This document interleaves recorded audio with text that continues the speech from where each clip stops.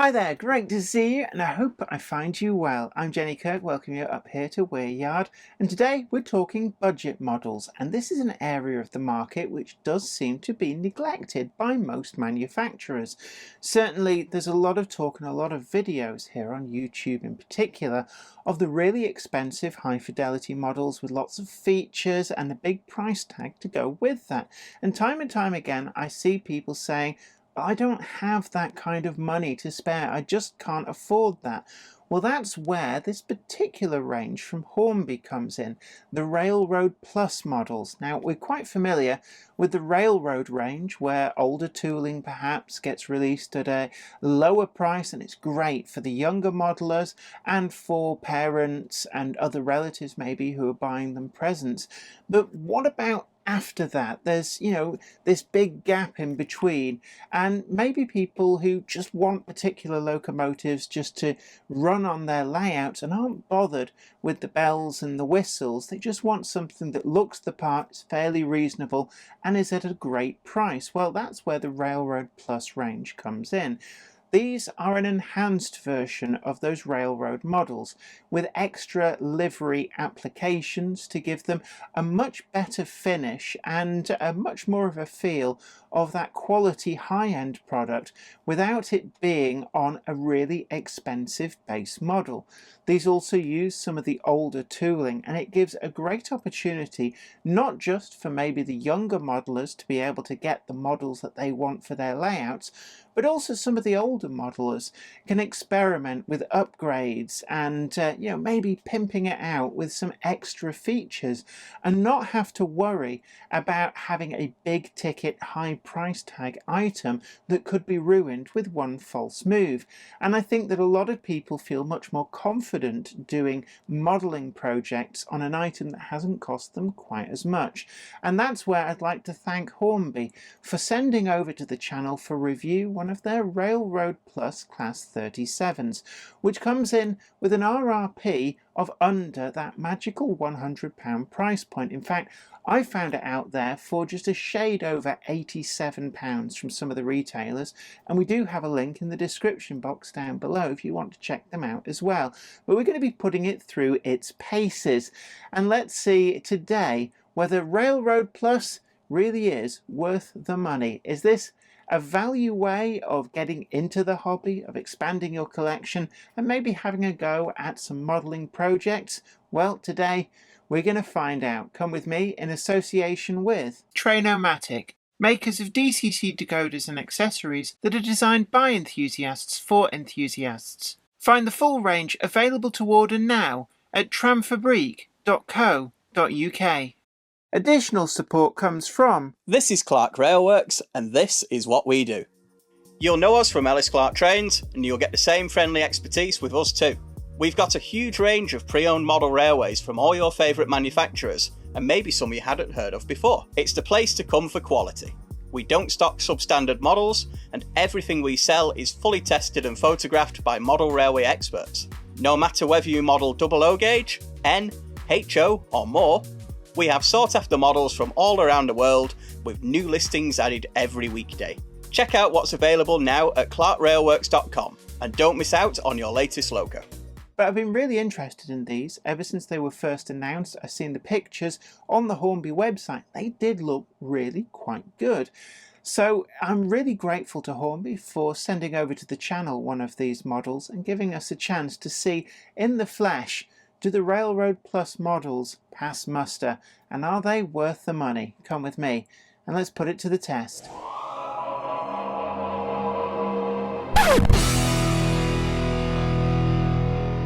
One of the ranges that Hornby has had for quite some time now is the Railroad range, and this includes a number of older tooled models that have in many respects been superseded but still have a lot of life left in the tooling, and it's given an opportunity to service the more budget end of the market which has been great for younger modelers, maybe wanting to save up pocket money to buy items, but also the older modelers who either may also be on a strict budget or just want to have a basic starting point that they can do modifications on, upgrades and such like, without worrying about destroying a £200 or £300 model in the process if something goes wrong. One of the more recent developments in this is what Hornby refers to as the Railroad Plus range, and these are railroad models but with an enhanced level of livery application, and one such example that's just been released is the Class 37, and Hornby have very kindly sent over an example for review. So we can see on the end there, this is the Railroad Plus enhanced livery R30180, and it's the BR Intercity Class 37 as the Northern Lights number 37251, and it says on the end there, includes etched nameplates, certainly something that you wouldn't expect to get with a regular railroad model, and it does make this stand out a little bit. You can also see that it is DCC ready, so we will be doing a full DCC fitting guide later in this video. It comes in the standard railroad box, and the first impressions actually through the outside of the box are pretty favourable. We do get the polystyrene insert, which is something which has fallen out of favour for the main range, and the locomotive itself is still pretty easy to get out of the box. And I'm just going to have a look around, and there we have the etched nameplates. So we can see there, these are actually quite nice, so turn them the right way up. We've got the Northern Lights as an etched nameplate, and I always recommend with these, do not under any circumstances try and use super glue, because you will make a mess, and the moment they touch the body side they will grab and stick and you won't get them off without major damage. So I prefer to use something like PVA, and just take your time, it gives plenty of positioning time, and they can be more easily removed if you need to down the line. The model does come with printed nameplates on the side, so you don't actually have to apply them, but they are there for the user if they so wish. We've got the instructions here, just a bit of information about how we get the body off, maintenance and DCC fitting, which we will do later on. And I just want to add, we do have a link down below to take you to the Railroad Plus models at a major retailer if you do like the look of these, and certainly even for modelers who might be more interested usually in the high fidelity models and the more expensive end of the range, these could be quite a nice little project model. And one of the things that I am going to look to do in the next video that comes out after this is do a full upgrade of this model and just see what can be achieved on a budget. First impressions are that this is a good deal lighter than the models that we've become used to here on this channel, but there's still a degree of low down weight, and I can feel just balancing it on its side, that weight is quite low down on this. And looking to the underside, we've got drive to 2 axles on this bogie with an idler wheel in between, and looking at the wheel tread, we do have traction tyres on one side on this wheel and the other side on this wheel, and that's, I suppose, a little bit important. You don't want traction tyres on both sides of the same axle, because that will cause undue stress on curves, because one wheel, there's no differential, so one wheel is trying to skid on corners, and that just helps with that. Looking to the other bogie, all of these wheels are idlers, and when we look down in between, we've got wiper pickups to all 6 of these wheels. Looking back over to the main drive bogie, we do have pickups as well. So there are pickups across both bogies, but drive only to one of them. And that should be more than enough to give reliable running from this model. Another area where this has clearly had an upgrade is the couplings. We've got slimline tension locks, and this was always an area with the railroad models that put me off them, with the big goalpost style D-link couplings that really just looked ugly, were moulded as part of the bogie assembly or the body assembly, and made them very difficult to exchange. These have been upgraded on this, and if I pull that out, you can see that this takes a standard coupling fitment, which means you can actually fit these with other types of couplings if you so wish. If you want backwards compatibility, you can get those larger D-type couplings to fit this kind of attachment, but you could also fit KDs, and there's a whole host of opportunities, and I just prefer this neater slimline tension lock. I find it a lot more reliable and a lot less obtrusive. We've got that on both ends, so that certainly is the first of the upgrade, which is very, very welcome. The wheels do have quite large treads on them. These look to be the same wheels that the model has always been released with, but it has to be remembered that this is quite old tooling, and that is reflected in the price tag. Now, these are coming in at under £100, I'm finding them, and that is quite an important price bracket. I remember when locomotives first started going past the £100 price bracket, and it was billed as being quite a psychological barrier for purchasing, and keeping these under the £100 mark is certainly, I think, quite important for as far as Hornby is concerned, but also as far as modelers are concerned. You could imagine a £100 price point, that puts this into the realm of being affordable for a present, for Christmas, for a younger modeler, whereas a £200 or £300 model is a little bit too far out for an auntie or a grandparent to consider that the sort of appropriate present that they'd like to buy for a child. It's also a case that makes it affordable, that a younger modeler can save up for these much more readily out of, for example, pocket money. Let's say, I don't know, I mean, I used to get, if I was lucky, 50p a week, but these days I guess £10 a week is not unheard of. So in under 10 weeks you could save up and have yourself a locomotive for your collection. Looking to the livery application, it is actually really quite nicely done. This is an enhanced livery application, so more akin to what the high fidelity models are receiving. And you can see we've got the multiple passes for the reds, the whites, the dark greys, the Intercity Swallow. We've got the overhead warning flashes, and this really does bring the body shell alive. It's something that I think Hornby have happened upon, that older models are massively improved simply by a better livery application. You can see there the printed on nameplates for the Northern Lights. We do have the etched ones that you just put straight on over the top, but out of the box that is still pretty nice. And a decent livery application does hide a number of sins, not necessarily with this model, but in general it's something that I think draws the eye. And actually, on this model, it does bring out some of the moulded on detail, like the grills, and actually, they don't look too bad. We've got this quite sharp orange cantrail up there at the top that swoops down and around the base of the cab windows, and then on the front, the yellow is crisply applied, there's no fuzziness, and just looking down the side there, that is actually fairly sharp. We've not got any fuzziness. The livery application is pretty good on this.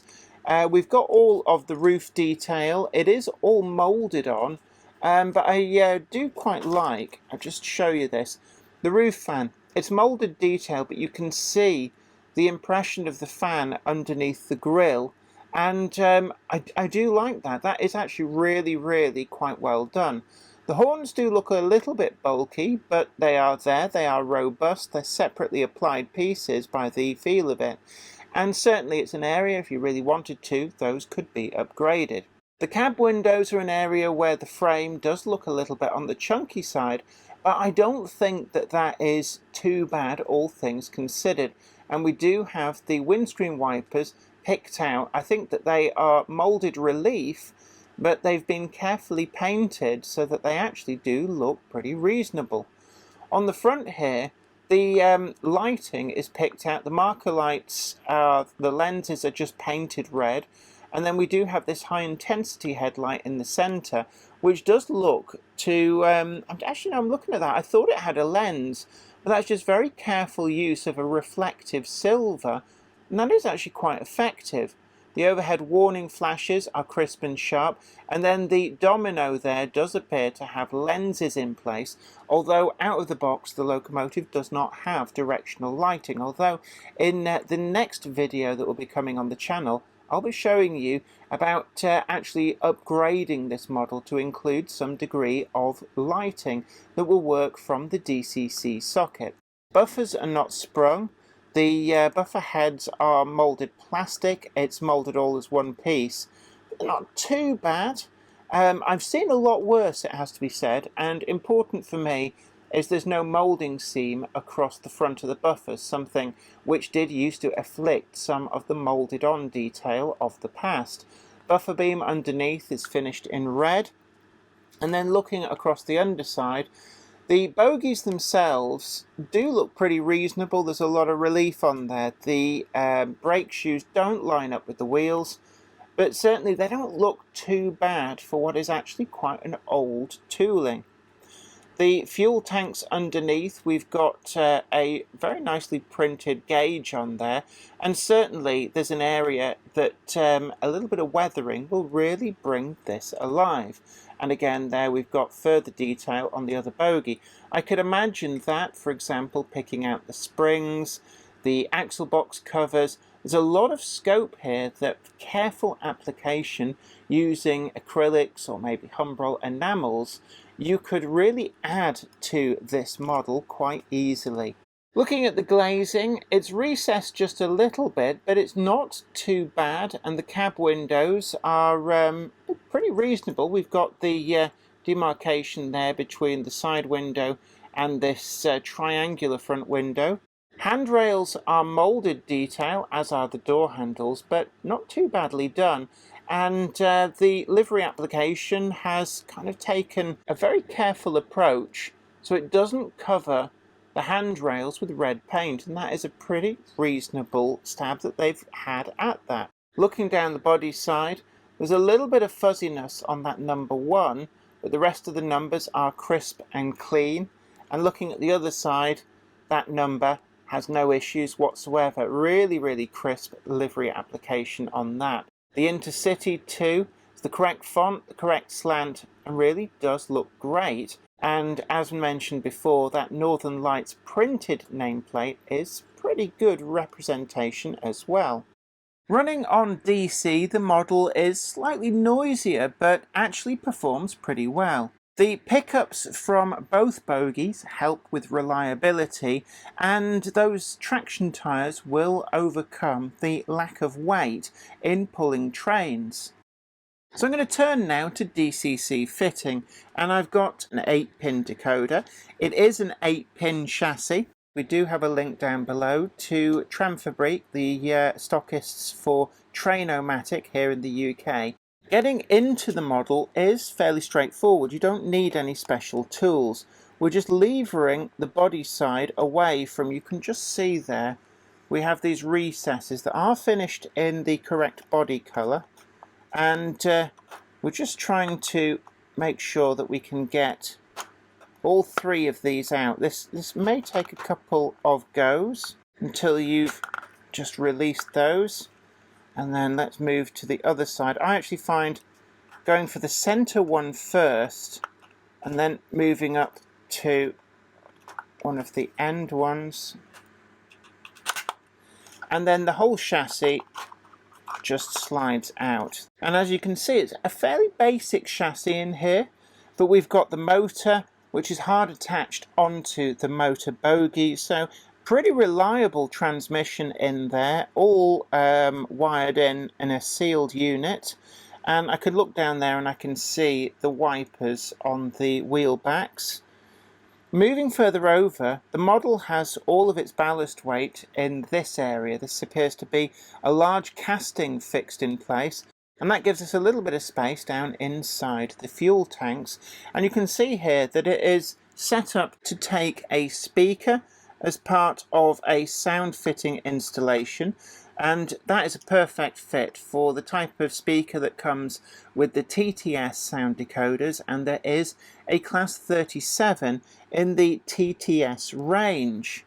The decoder socket is mounted here, standard 8-pin, but one thing that I do like about this is we do have solder points along the side there, which will allow very easy upgrade of this model with working lights, and there is plenty of internal space. Whilst the motor does protrude up above chassis level, the rest of the model is remarkably free, and that does give scope looking at this. For example, putting in working engine room lights. Cab lights may also be an option, and you can see just inside the front there that we do have the domino lights go all the way through with glazing, so there is also a possibility of getting some degree of lighting in place for that too. Fitting a decoder is remarkably easy. All we have to do is lever out the 8-pin blanking plug. We have pin 1 marked just there, and pin 1 matches up with the orange wire. Make sure that that is orientated correctly. Make sure all your pins are sliding in freely, and a gentle pressure is all that is required to get that into place. And it's as simple as that. We can tuck the decoder down in there. We're not fitting this with a sound installation, so that provides a really useful location just for placing that in. Whilst we're inside though, there is also scope if you wanted to add extra ballast. You could use those battery boxes with something like lead shot down in there, or alternatively you could find some metal pieces, and it would be fairly straightforward to find a way of adding some pieces of metal inside the body of this locomotive. Once we're happy with that installation, it really is quite easy to get the body back in place, just making sure the wires are not catching, and then carefully just lever out the body sides with a fingernail, and you'll find that it will slowly just work its way back in, and there with a click you'll find all of these body tabs go back into place, and we are now fully DCC fitted on this model. The default setting will be number 3, but we can take this now to the programming track and set it up with any running number that we choose, and then it's off to the main Weir Yard layout and seeing just how well out of the box performance is with this Railroad Plus model. On the track, the locomotive performed surprisingly well, in fact much better than I was expecting from such a light locomotive. I put it in charge of my very long coal train, which is normally enough to upset most other locomotives, and only the largest and heaviest of the multi-wheel drive diesel locomotives is normally able to take it in charge. But this locomotive was able to just about get it moving, and apart from a little bit of noticeable wheel slip on one corner, it actually propelled it all the way round Weir Yard repeatedly with no issues whatsoever, and that is quite an accomplishment for a locomotive that probably weighs a half to a third of what most of the competition does. I put that down to the use of the traction tyres, normally regarded as the devil's own rubber bands, but in this case they really have made this locomotive a stunning performer for its size and price range. Even though it's only powered from one bogie, it certainly was sure-footed, although I found it a stronger performer if running with the power bogie leading than at the rear of the locomotive, although in both directions it was particularly impressive with its performance. It took in all the point work on Weir Yard without any issues whatsoever, and it also handled gradients with relative ease. All in all, it was a stunning performer for the price range and certainly far better than I'd been expecting it to do. So I come now to the scores, and first up is build quality. And this locomotive is fairly sturdy. Certainly in younger hands there's no worry about copious quantities of detailing coming apart, and even the glazing does seem to be pretty firmly attached. Even though the buffers are moulded plastic, they do seem pretty strong and sturdy, and all in all there's not really any separate parts that seem prone to coming free. With the moulded grills as well, there's no etched plates to fall off, and all in all it did seem pretty good. The pickups on the wheels did require a little bit of adjusting out of the box, but all in all I was pretty impressed with the robustness of the model, and I'm going to give this an 8.0 out of 10. On running quality, it certainly outperformed anything that was expected of it and put in a sterling performance. You will not be disappointed with the pulling power of this locomotive, and that would only get better if you chose to go down the upgrade route of putting some lead ballast weight into the battery boxes underneath and giving it even better grip, even though it's only 2-axle drive out of the 6 that it has. It also didn't need any stayer lives, and there was no hint of juddering or sporadic performance as it went round Weir Yard, even on some of the known trouble spots, which occasionally do fox other locomotives. So this was very much the stellar standout point of this locomotive, and I'm giving it a 9.5. On DCC fitting and innovation, well, it's a fairly basic locomotive. Certainly Railroad and Railroad Plus models do tend to be very much at the budget end of the market, and there are no lights fitted to this locomotive as standard. On DCC fitting, it is quite easy to get in and out of the locomotive, although the body side lugs which secure the body to the chassis are quite prominent on the body side, although helped by being painted in the correct colour to blend in as much as they can, and the lugs on each side are thoughtfully placed to match up with where steps would be underneath access doors, so it is quite a thoughtfully laid out design. All in all, I'm going to give this a 7.0 for a solid but simple DCC fitting. When it comes to accuracy and quality of finish, this is an older tooled model. The areas where it struggled does tend to be around the windows on the cab, with overly thick pillars in between them. However, there are aftermarket etches that are available if you want to go down the customization route, and certainly part of the fun of modelling is to be able to improve models and maybe change them to do exactly what you're looking for, and it could be a great cheap starting point for a modelling project to see what you can produce. The wheels on the bogies do have quite large treads, although I found that this wasn't really all that visible when the locomotive was running.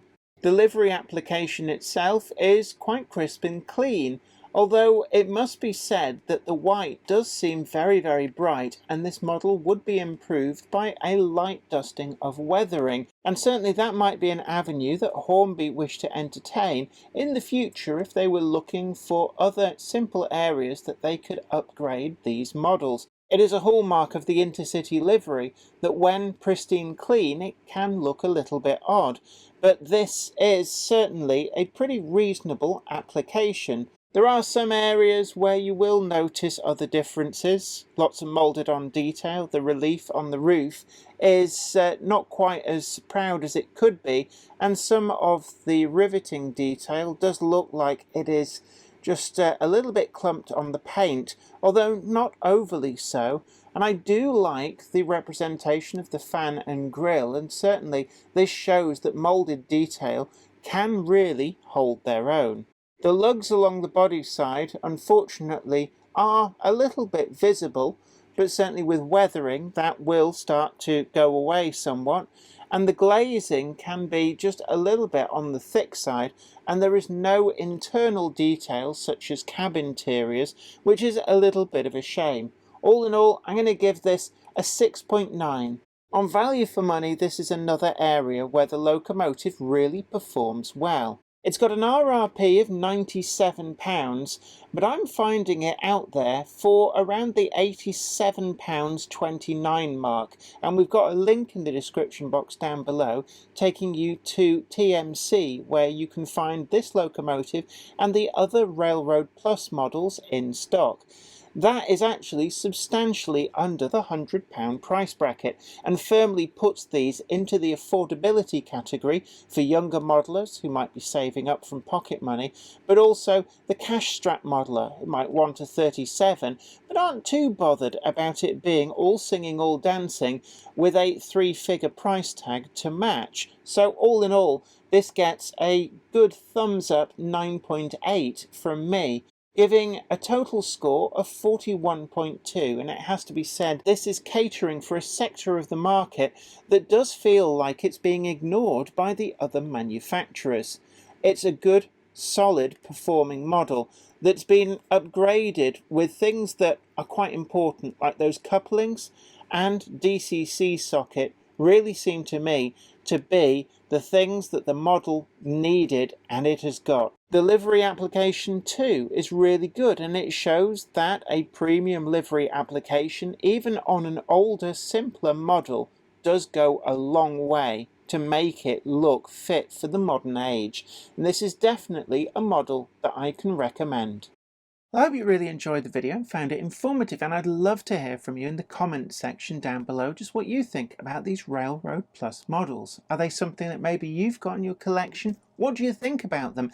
And I'd also love to hear from anybody who's taken on a project to upgrade them. Now, there are companies like Shawplan that do aftermarket brass etches to replace things like cab windows, body side grills, and it's a really cost-effective route, not just to upgrade the model to something special for you, but also to keep the costs down. You can do it within your budget, and of course this hobby is all about creativity. It's a great starting point for doing some creativity, and I want to hear from anybody who's taken these on as a project.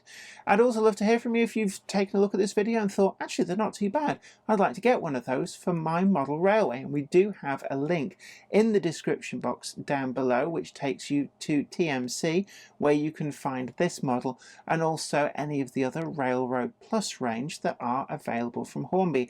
And I'm particularly looking forward to the Class 31s, which are due for release later this year. Certainly one to look out for.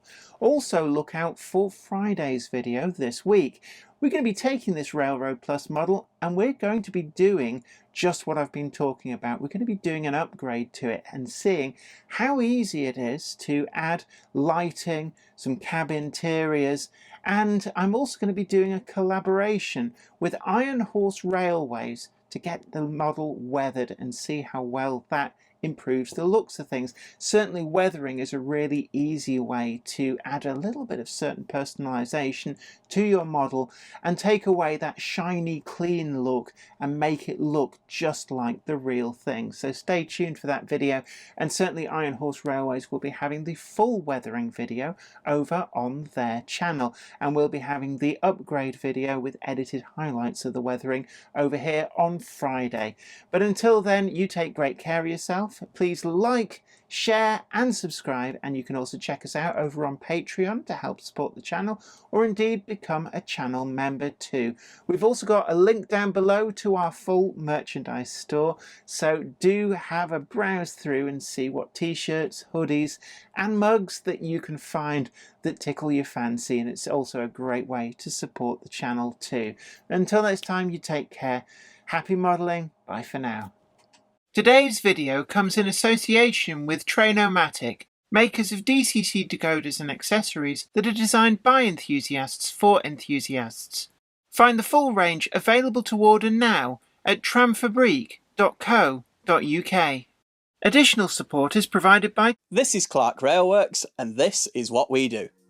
You'll know us from Ellis Clark Trains, and you'll get the same friendly expertise with us too. We've got a huge range of pre-owned model railways from all your favourite manufacturers, and maybe some you hadn't heard of before. It's the place to come for quality. We don't stock substandard models, and everything we sell is fully tested and photographed by model railway experts. No matter whether you model double O gauge, N, HO or more, we have sought after models from all around the world with new listings added every weekday. Check out what's available now at clarkrailworks.com and don't miss out on your latest Loco. I'd like to thank everybody over on Patreon, and an extra special huge thanks goes out to our Patreon heroes. Without you guys over on Patreon, we really wouldn't be able to keep making the video content that you see on this channel. And don't forget that you can also head on over to patreon.com/JenniferKirk and check out the different tiers of rewards. Thank you so much. You are absolute legends.